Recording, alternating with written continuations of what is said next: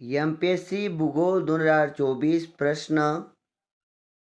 महाराष्ट्रात कोणत्या नदीचे खोरे स्वतंत्र आहे?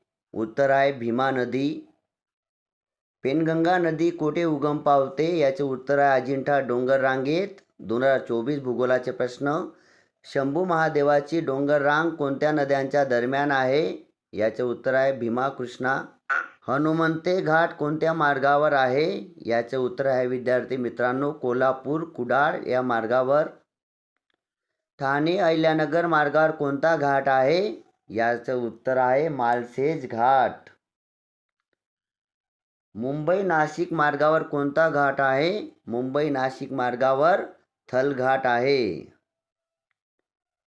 कोल्हापूर पणजी मार्गावर कोणता घाट आहे? कोल्हापूर पणजी मार्गावर फोंडा घाट आहे.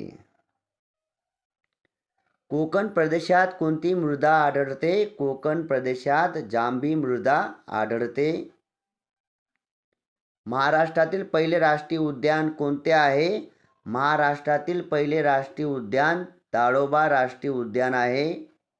पेंच व्याघ्र प्रकल्प कोणत्या जिल्ह्यात आहे? पेंच व्याघ्र प्रकल्प नागपूर जिल्ह्यात आहे.